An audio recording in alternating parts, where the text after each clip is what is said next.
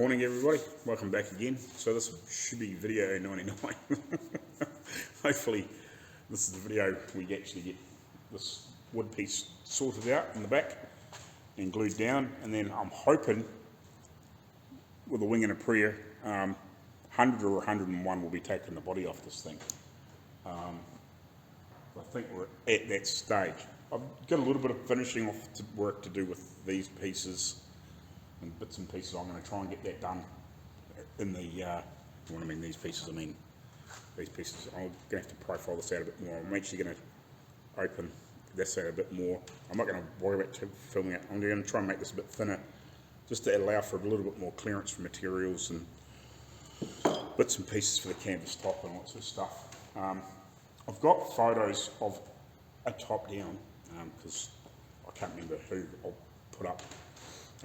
Somebody mentioned in one of my last video that with all the material and everything, it would be unlikely to squash down and fit in that.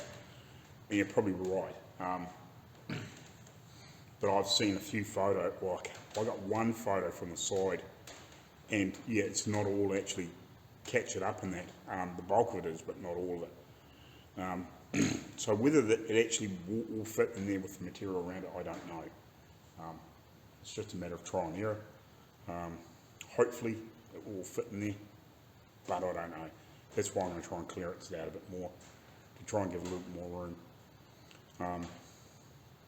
You know, and when we actually get test fit the top on there, you know, before we plate these and we actually get the canvas on it and get it painted and everything, I might be able to slip these off and on a few more times and just fold it down and fold it up. No, obviously with help, because I don't want to be doing that with paint and everything on the car, trying to do it by myself. It's a two-person job for sure. But when it's in this factor, it doesn't really matter too much, because if it's scratching against the body, it's not really doing any damage. But if it was paint on it and primer on it, I don't want to be doing that. So if we get to the final stages and I need to clearance it a bit more before we coat these, get them done, I can check it with the top on, if you know what I mean. Like, these can be one of the last things to go on at the end of the day, but they still need to be sorted and built now, if you know what I mean, for the initial testing and fitting. But when we get material on there, if we need a little bit of extra clearance here and there just to try and get it to squeeze into that one package when it's down, it's not a biggie. And it's probably not going to be one of those things that's going to be down a lot, especially here in New Zealand. But if the worst comes to worst, you can get it down, get it clamped up. Jeez, wood pigeons. You don't see them flying around here very often. They're a big bird. You know, see them coming in there and shitting everywhere. But anyway, yeah, when we get that down, if we can't get it all in there when it's down and it's on the open road, if the top bow's resting on top, it's probably not going to matter a lot. It doesn't go, it's not going to be going fast. You know, if you're doing any more than probably 35 or 40 miles an hour in it, you're pretty brave with not even front brakes. So it's probably not going to hurt a lot for the amount of time that it's down, if it's not all fully contained in there. But if the bulk of it's contained and that top bow or that front bow is resting on top, and you might have to put maybe a bungee strap or something over it to help hold it down or something, it's not going to matter a lot. And somebody also said that the bows, when they're stacked up on each other, don't stack up 100%. And unfortunately at the moment here it's not sitting there. Oh, you know it is, but yeah, they don't stack up anyway in the photos. They don't stack up dead perfect, because it's just the way that it works. If I change the heights of them to make it right, then it's going to look really stupid when it's up. It's just one of those things. There's not much you can do about it. It either looks nice when it's up, or it looks nice when it's down. I think I'd rather have it nice when it's up. And by the time you get all the material and everything all folded up and clipped up in there, you're not really going to notice it. So, yeah, it's one of those things. But anyway, I'm going to get in. This has been clamped down for 2 days, because yesterday I was with Rachel and the doctors on at the hospital, seeing the orthopaedic surgeon, I think it was, for a knee. Basically what's happened is, in this MRI scans, they can see that she's cracked the cartilage in her knee. It's mainly on one side. They said it will repair, but it's never going to be like new, like it was originally. There's actually a chip off it. It's sort of floating around there. They said basically what they've done, they've given her 6 weeks. We're going to go back and see them again. Obviously how it's healing, how she's handling it, how it feels when she's walking around. Basically they said if you don't feel confident on it, and it doesn't feel safe, we may look at surgery, but they want to avoid that. It's just one of those things. If that little shard of the cartilage happens to give problems, they might better just go in with keyhole, pop it out, and or maybe try and reattach it. But yeah, they can, if it becomes a problem, you know, if it happens to get in the joint and locks it up or anything silly, they can go in there with keyhole and get it out if need be. So yeah, that's sort of what's going on there. So it sounds worse than it is, like it's bruised the bones and all that sort of stuff in around there, so it's going to be quite sore and quite swollen. They said it could be a couple of months before it comes back down to normal size. So just because of the bones swollen and all that sort of stuff, and it's holding fluid in around there to help protect it. So yeah, it's going to take a fair while to come right, just because it's had such a hiding, if you know what I mean, from that calf kicking it, going out sideways or whatever it did, and dislodged the kneecap, and yeah, she's gone over on it and it's cracked that cartilage. I think it's on the outside part of the knee, where the bones join. It's cracked that and it's broken a little piece of on the outside of the cartilage on this side, on the whatever the top leg bone, was it femur, whatever it is. Yeah, it's cracked a piece off that. It's not huge, but it's probably, as they said, it could be enough to be annoying. But if it doesn't happen to become a problem, well, obviously they'll just leave it there. You know, it's easier to leave it there, and if the body heals around it and whatever, it'll, you know, it is what it is. But as I said, if it happens to be a problem, or the leg doesn't feel secure after getting, you know, we're sort of a couple of weeks in now, another 6 weeks, if it doesn't feel like she's confident on it and secure, then they may look at surgery to help stabilise and make that, or the ligaments stronger to hold that kneecap and everything in place. So that's what it is there. So hopefully she'll heal. It's stronger. She's going to have physio. I actually said I might make up get a strap from somewhere, like a bit of like to a ratchet strap type stuff, and make something that we can just hang some weights or some bits of steel on or something, to so she can just lift her up and get that strength in that knee joints and ligaments, get that stronger, all those sorts of things. So yeah, we'll get there. But anyway, I'm going to tear this apart, start gluing it together, and go from there today. Yeah, and hopefully in the next couple of videos we'll get all these last little pieces tidy up, and I ideally want to get this body off, and that's going to be fun because we're going to have a jiggle around in here to get it off and sit it somewhere so I can have it at a decent working height, so I can work on it and also work on the chassis. We'll get the chassis stripped down and sent away to be a light sandblasting, and because it's going to be damn sight easier to sandblast, re-sandblast the chassis to clean it up than it is me spending hours and hours and hours pricking around with it. Then we can get it back, clean it up, strip it down, paint it, you know, and then do the final assembly and go through all the mechanical bits properly, and check bushes, replace bushes, kingpins, all those sorts of things. You know, we can start working on all that stuff as well. Plus, work on the body, get it cleaned up, painted, primed, whatever, you know what I mean, and do all those things. But yeah, get this on, work out some way to brace this thing together. I'm hoping maybe just, I don't know, a strip of timber or something like that, or a couple of strips of timber or steel, something from there to there, and then try and lock it into here so the body can't pull apart. Maybe tie it into these bolts that hold this at the top of the cowl, because they're big strong bolts. and maybe make a little bracket that I can slip them over, tighten them up, and then it'll pick up and hold that, and we can bring it back and attach it. You know what I mean? Just to give that body some rigidity. When we lift it up, it's not trying to either collapse that way or collapse in on itself, you know. So that's what we need to do. So we'll get into it because that's 10 minutes of crapping on.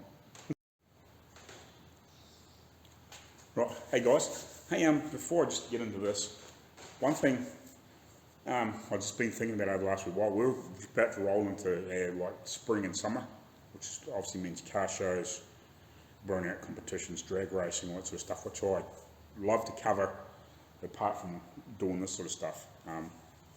There's a local burnout thing that they're trying to start here, like in this local area, and it's called Rev South. They're trying to start up some burnout competitions to go with some of the other ones around the country. And obviously trying to get some cool stuff here. What I would love to do, if I can get there, is I want to try and buy a small Maverick or mini drone or something like that from like DJI or something like that. Just with what's been happening lately with my, obviously just with family stuff and bits and pieces, I'm struggling to get there. And I don't really want to ask for help, but if some of you guys want to maybe jump over to my the Teespring and buy me a coffee and help support me to try and maybe get a bit of this gear so I can get some wicked footage, as long as I'm allowed to obviously use the footage and do the footage and get enough fly time to learn how to do it, because I'll go ask the guys that are organising it and obviously talk to the drivers and say, you know, do you mind if I fly a drone over the burnout pad or maybe the drag strip or whatever and get some footage, or maybe even some other car show stuff, maybe get out in the paddock and do a bit of a high flyover, trying to, you know, to give you guys a bit more of a broader view, get a little bit of footage and stuff like that. I even thought about maybe even here when I'm working, just set it up and doing some stuff, or even when I'm spraying or something, I just have it back out of the road a little bit, but taking some high shots, me, you know, spraying or whatever, you know, just trying to get some more interesting stuff for you guys to watch. Yeah, I'd dearly love to get over a burnout pad a few feet away from a car as it's whipping around, you know, a little bit above it, so obviously the drone's not going to hit, the car's not going to get hit. But, you know, over top of a burnout pad where you just can't get, you know, and get some really sick footage of those cars whipping around, you know, smoke pouring off the tyres, like the crazy stuff we do here in New Zealand and Australia. And obviously that's building into America, because I see the Cletus McFarlane and all that sort of stuff, they're really promoting getting out there and whipping those cars around on a big burnout pad where it's, you know, it's fairly safe as long as people aren't ridiculously close and behind safety barriers and all that sort of stuff. You know, there's always risk, but, you know, generally it's fairly safely set up. But yeah, like, it'd be really awesome to try and get in there, but, you know, I'm just struggling financially with the interruptions we've had of trying to get ourselves ahead to try and, for me to try and get into that. So if you would like to see me try and get some of that sort of footage, yeah, if you can go to that, buy me a coffee or Teespring or something like that, and just help support me, get that little bit extra money coming in. Hopefully I might be able to get there, because, yeah, you know, when I get that 1,000 subs too, that will help, but that's just not happening quick enough. I can see I'm probably not going to get over 1,000 subs before the car shows and all that sort of stuff start, you know, and I just would dearly love to get one of those. I've got a little bit of money built up in my PayPal, but I just need that bit more, if you know what I mean. I'm trying to build it up myself, but just with everything that keeps happening, we just don't seem to get a decent burst of getting our family life and our family stuff sort of ahead.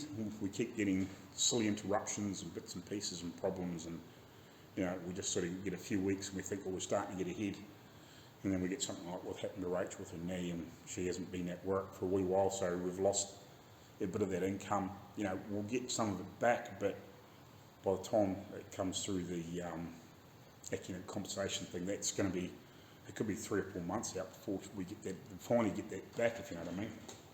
So yeah, it'd be nice to, it's really, I want to try and improve the channel, but man, it's just been a battle to try and get ahead, to try and get some of this better gear so I can get better footage and things like that. So yeah, I'd dearly love one of those small drones. They're about $600 or $700 here for this sort of that entry level sort of stuff from DJI, which is good enough to do that sort of thing without going down to the cheap junk, you know, and trying to get things. And then some of those, yeah, so I think it's about $700, I think it is for that, for the DJI Mini SE, which comes with the pack with the 3 batteries and stuff like that, which gives you a decent amount of fly time to get plenty of good footage for a day, if you know what I mean, without using one battery, and then you've got to try and find somehow way of charging it up, if you know what I mean, so you can use it again. So because there's like that Lawrence car show, which has the burnouts, and there's that Rev South, which hopefully shortly, and there's the drag racing and all that sort of stuff. And I think there'd be the big burnout competition, which is at the local dirt track speedway stuff. You know, I would like to try and get to some of that sort of stuff and get some cool drone footage, because those drones, you know, or some of the footage I see from car stuff is really, really cool, you know, and just be, as long as I'm allowed to, you know, get in above a burnout pad or a drag strip or something like that, you know, and try and get some of that real cool footage if I'm allowed to, you know what I mean. Obviously, if I've got to ask the right people and the drivers and the owners of the cars and bits and pieces, as long as they will let me, yeah, that's what I want to try and do, get in, and, you know, reasonably low and get those cars whipping underneath and cool shit like that. It'd be just wicked to be able to do that. So that's what I'm hoping to do. But anyway, I'll get on working. Get the stuff off and we'll get it glued down.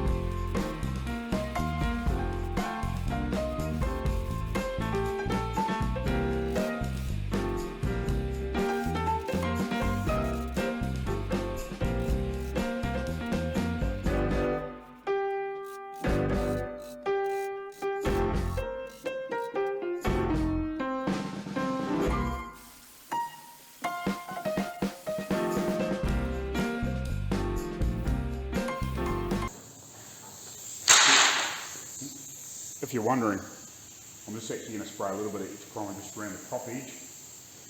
Basically, I can just about brush paint it on, but I don't have a clean enough brush. So I'm just going to put a wee splash in the bottom of the spray gun, just give it a couple of wee flicks around there, just to seal that raw steel. So I just went around there with this wire brush, the worst of the, you know, just the crap and stuff off it, just make sure it was clean. So I'm just going to blow a little bit of each primer on there, let that cure for a wee bit. Carry on sanding these pieces up, trim these other pieces up, and then that should just give that enough time to dry it off so I can start gluing this wood down on top. It's just basically to seal that steel so it won't rust and sweat against the wood. And then obviously when bodywork's done and paintwork's done and everything, it's going to be sealed pretty much up there anyway, because when we do bodywork, it'll sort of blend up to that wood a little bit within reason, not really, you know what I mean, but when we blow paint around there, we'll mask it off, but I won't mask that hard edge right at the bottom. I'll let a little bit seep in there obviously, and the etch will just seal that little bit of steel so it's not going to, in theory, rust. That's just all I'm doing. It's just a couple of little quick flicks in there. It's barely worth worrying about, but it needs to be done.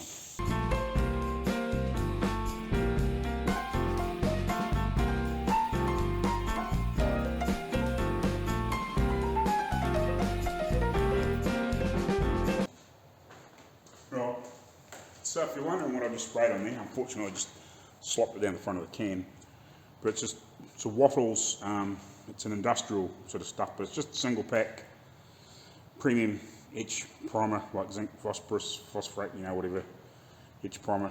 It's just single stage. Really, like it's, you know, it's It's really good, really. It's all I've used for a long time on most things, you know, unless I happen to be somewhere else where I was getting a different product. But yeah, that's all we used on all Dad's stuff. We're doing those tractors and bits and pieces. That front of the Jag. Probably don't, you know, for a little job like, for just a quick spray like that, you probably don't really need a mask, but you know, you always try and wear one so you're not breathing the worst of crap floating around. So yeah, I actually just used that straight, but normally you just thin it down a little bit, you know what I mean? But yeah, I just used it straight out of the can in the gun. About 4 turns out in the fluid and basically just full fan and just give it a quick flick, you know. It's only to seal it up at the end of the day, and I'm not doing the rest of the body so I'm not getting too panicked, but it's just so we can get that on in that wood and that metal and stuff is all sealed up. So we'll just let that dry and I'll clean all this other stuff up. This won't take long to dry. An hour or so and it'll be dry enough to glue on. Just to show you what I've basically done. I've just sprayed around the top of that wood like that and over the edge of this just to seal it up. It's all. Alright, come back to you shortly. Right, so we get the first couple glued on.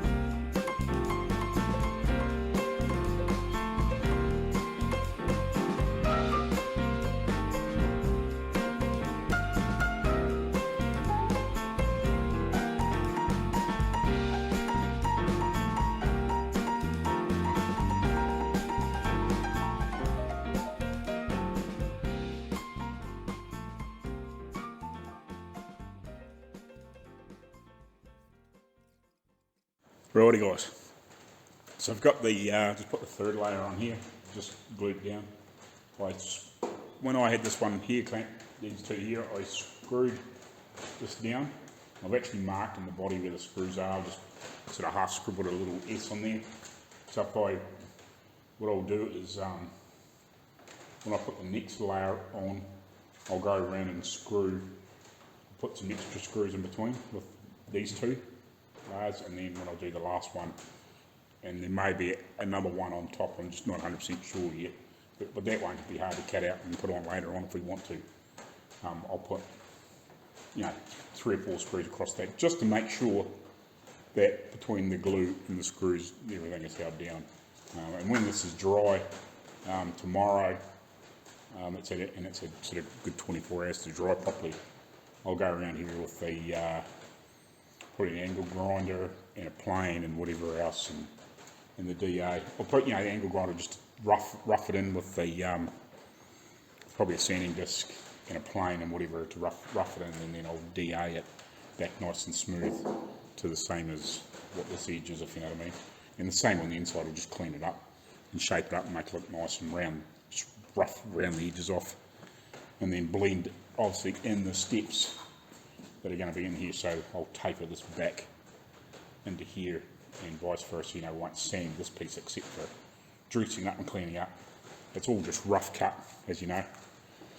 So yeah, we'll just even it all out all the way around and make it look nice, and all that sorts of things. So yeah, I'm going to go have some lunch, come back, and that should be enough time.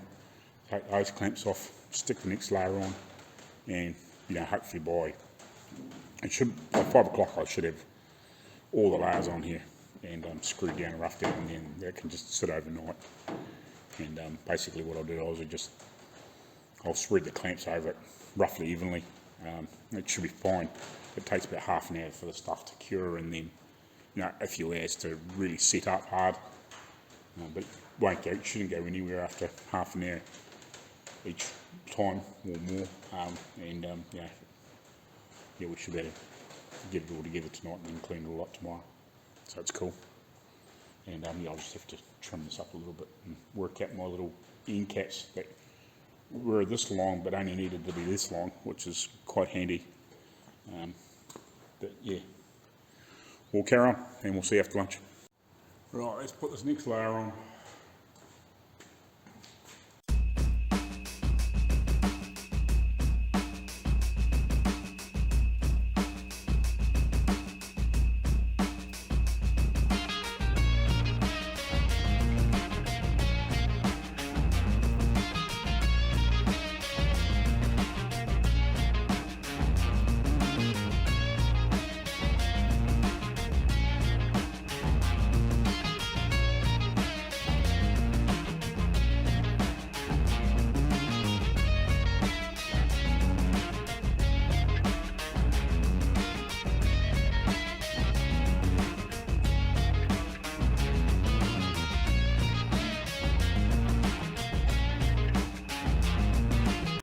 Had a little whoop around with the plane, just knocked the worst of the high stuff off. I've still got quite a bit of trimming to do across the back. I haven't panicked too much.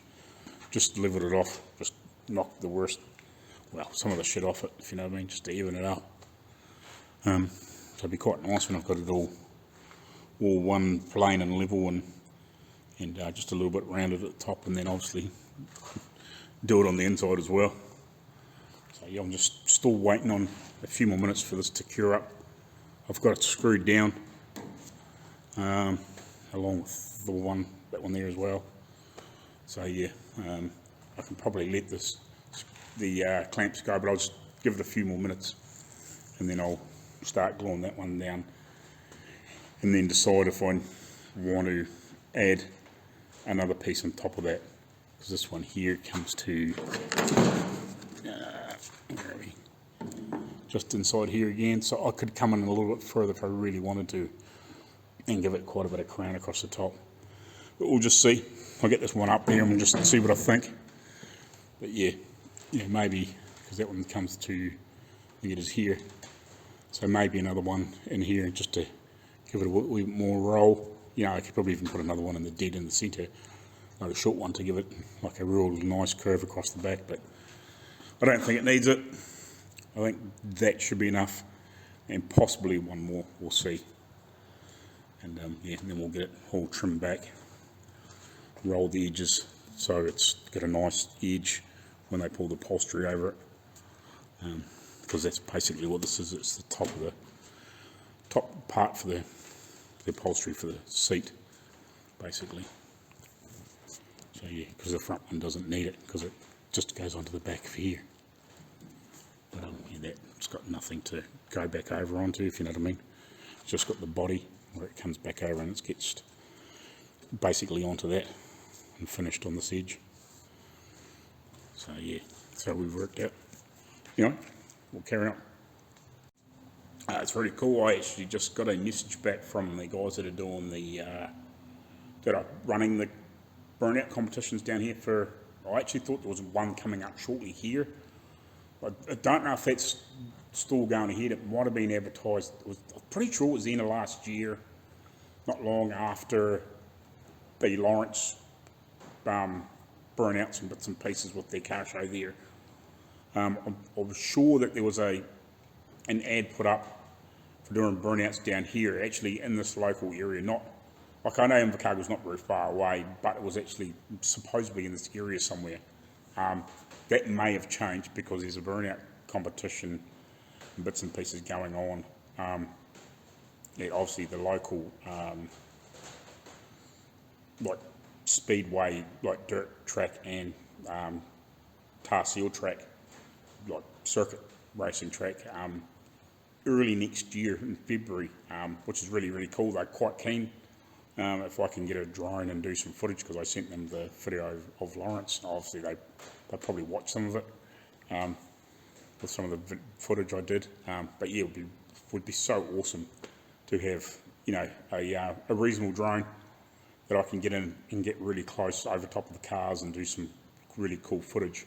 Obviously for me being at a safe distance, and hover over some of these cars, and change 2 or 3 batteries out and get some really cool footage. I can't wait to do that. No, but yeah, I obviously need some lead time to play with the things to get used to using it. You know, and just be really, really awesome if I can do that. So hopefully, yeah, be cool. Hopefully that'll work out, because it'd be nice to be able to do some of that sort of stuff. And again, at Lawrence, near the end of the year, and if possibly a few others, you know, if they're going to have some others, hopefully going to have more of that sort of stuff here.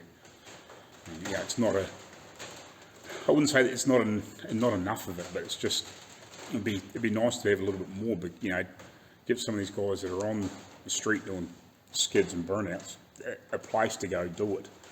You know, within safety, and people can watch. You know, at safety, you know, and have some fun. You know, and tear their cars up if they want to. You know, if they want to burn the tyres off it and blow a diff or blow a gearbox or blow a trans or whatever. You know, well, that's their tough luck. But at least, you know, it can be done safely and whatever. You know, I'm all about that. You know, as much as I love, you know, peeling the tyres off a car, which I haven't done for a long time. Well, it's been a fair while since we've had a real good go at it. But yeah, as much as I love watching it, you know, it's got to be done safely, you know, and the better we can do it, the better, and be really wicked to get some really sick footage, especially with the drones that are available nowadays, you know, with the decent 4K drone, or even some of the slightly lower spec drones, but with a decent filter on the lens, you can get some wicked shots.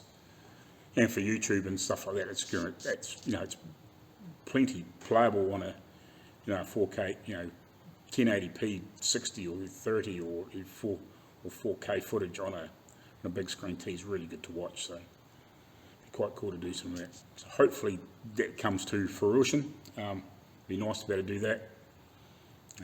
But yeah, as much as I'd love a really, really expensive drone, I'd be happy with the fairly entry DJI type drone of decent quality.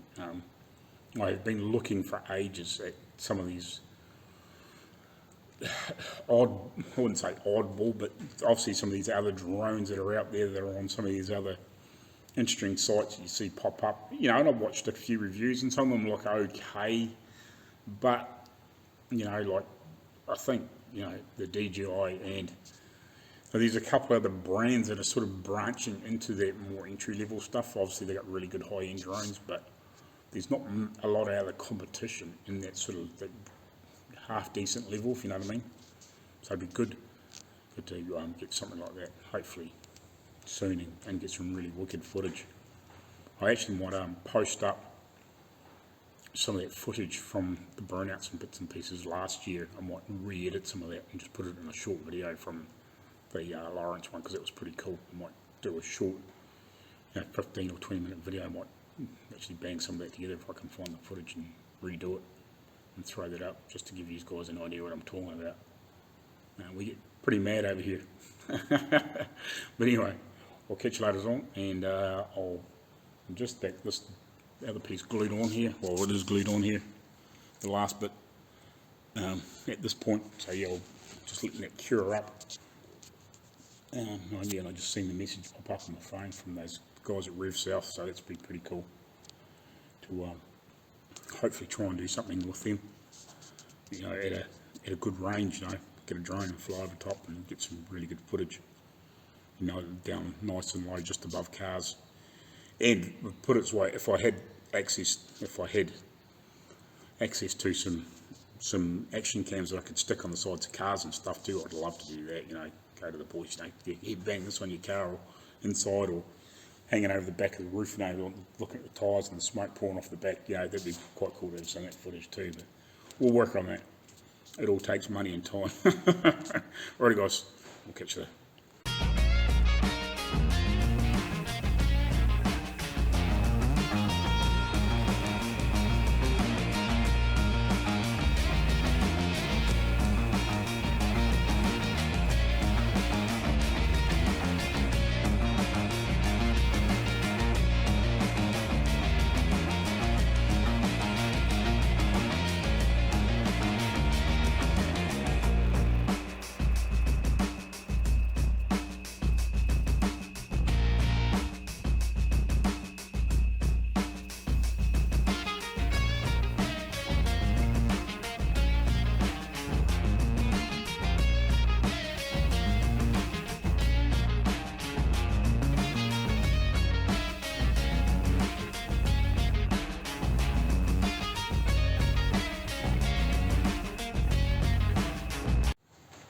Morning everybody. Had a bit of a clean up. Anyway, I'll get back into this. I haven't got much to say this morning. I'll get this, try and get this cleaned up and ground up today, and then you can see where that goes from there. And possibly, I'll probably throw the top back up, and I might actually start welding some of the other pieces together a little bit more substantially, because a couple of the spot welds have broken away, which is a bit of a pain. Obviously, I'll get these welded up a bit more just so I can pull it apart, and I know it's not going to break apart, or jiggle the spot welds and break them off eventually. So yeah, I'll carry on with this. I actually meant to grab a couple of freaking sanding discs, which I might shoot away and do that. I wasn't going to, but I think I might. We'll grab a couple of brand new, with 3 or 4 flappy sanding discs, just because they do work fast when they're nice and new. All the ones I got here are all sort of 3/4 worn, and then got that good sharp edge on them, it'll be good to rip that other bit down, and it'll give me a bit of a chance to clean this other stuff up on the inside and outside, and then I can attack it with the DA, because the grinder is fast, but the DA is a lot better for the final cleanup, if you know what I mean. So I'll do that. I wasn't going to, but I will. Anyway, so I'll catch you shortly when I've got what I needed.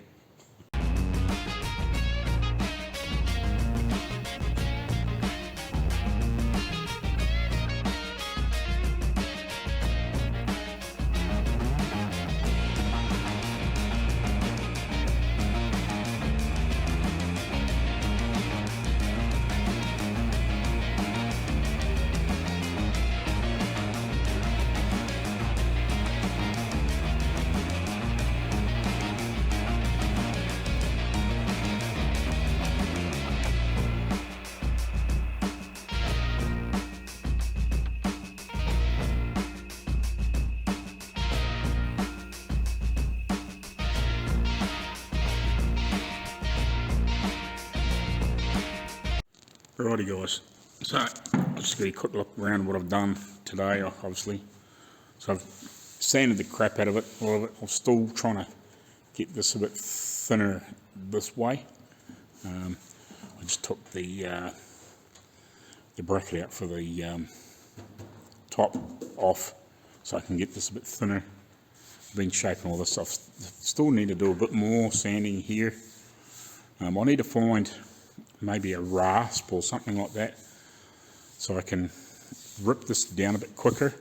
I don't really want to use, I was using the grinder and stuff like that, which was working, and I was using the DA, but I find that I'm just not knocking it off where I want to knock it off, if you know what I mean. So I need something that I can, maybe a rasp or something that I can actually chew the wood off a bit better on the high spots, a bit more controlled. And stuff like that. I've got this side pretty good, but this needs a wee bit more through here. I just haven't got it down quite low enough. But I had quite a fight to try and get these shapes nice and smooth and consistent. It's still a little bit lumpy in there, if you know what I mean. A little few wee highs and lows. This here was a bit of fun to try and get flat too. Still a work in progress, but it's pretty close now. I don't think I'll have to take this one sort of back much more. I might take this off and just shave a little bit more off this edge, but it's about level of that steel plate. So I might take it back a little bit more. This side is going to be a little bit narrower than that side, but again, it's not really super critical because it will have padding and bits and pieces, and it goes down into the upholstery, so whatever that is a little bit wide, we can add a little bit to here to even it up. It's just the nature of the beast because of the way they had, this bracket sits out compared with that one, and you don't really want to twist and bend anything. It's just such a minor amount. It's not going to really matter much.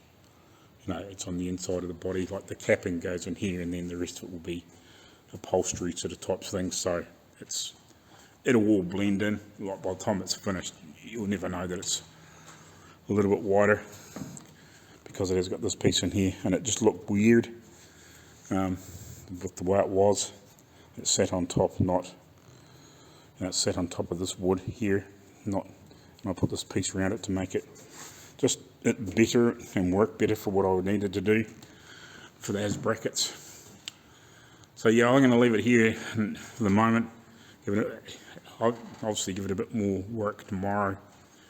Might see if I can find a rasp or something somewhere. I might even go and catch up with Dad later on and see if he's got a couple of big wood rasps or something, just so I can try and get this a bit, the shape a little bit better, and maybe come in around here and just get this a little bit more even and smooth. I just want to get the just get it flowing a little bit better. It's not bad. It's pretty good. Like by the time you put upholstery on it, you're not going to see it, but I want to know it's right. I've got it pretty good around the outside. It might need it a little bit off in spots, but it's got to be body worked and stuff too. So between doing body work and getting it all nice and smooth and doing this, we can really dial in a bit better. At that point, I just want to get it really close when we do the final body work, and there's going to be a little bit of body filler and all sorts of stuff to get these pieces even. God, why am I so zoomed in? I don't know. Oh, that's better. I thought I'd put it on wide, just so let's get a bit of view, so you can hold the phone a bit closer without being so far away. But yeah, like this will have to be all body work, so this will even out. So you can have a little bit of material in here. It'll probably blend into there anyway, so it's not super critical that this is dead perfect right at the moment. I just want to get it really close, so when we come to do all the other bits of body work, we can flatten it as we're doing the other stuff, if you know what I mean, and then get it really nice. But the upholstery comes right down to here. I think it'll be sort of like, it'll be folded over, and then it'll be like a little welting put in here with little domes or something. It's like it's not domes, but it's look like almost like little nail sort of head type sort of things on the edge of the upholstery with like a little bit of welting on it, sort of type thing. I think that's what it will be, because that's what some of them look like, if you know what I mean. And then there'll be the clips for the canvas roof to come on. So yeah, a lot of it's hidden anyway. But there's no point making something look like crap and hiding it, just because you're lazy. If you can do a really nice job, then it makes it easier for the next guy when he comes and does the next piece of it, the upholstery and stuff like that. He's not trying to hide the ugliness, if you know what I mean. He's got something nice to work with for a start off. So yeah, we're getting there. Anyway, I'll leave it here, and we'll catch you probably on the next video, I reckon. So yeah, we'll catch you in the next video. So again, please like, share, subscribe, hit that bell, all those sorts of things would be really, really great. If you can help support me with buying me a coffee, and the links are in my description and on the main channel page thing there, up in the heading, the buttons are there to push. They'll take you to either that or go to Teespring and buy a t-shirt or whatever. It would be really greatly appreciated. So hopefully I can get either a drone or some action cams so I can use them for some of these car shows and stuff that are coming up. It'd be really, really awesome if I can get something like that together shortly. I don't expect miracles, but any little piece that I can help to put towards it, and hopefully with the money that's in my PayPal already and a few other dollars here and there, I might be able to get it together. Would be really cool if I can. But anyway, we'll see you in the next one. Cheers guys, thanks.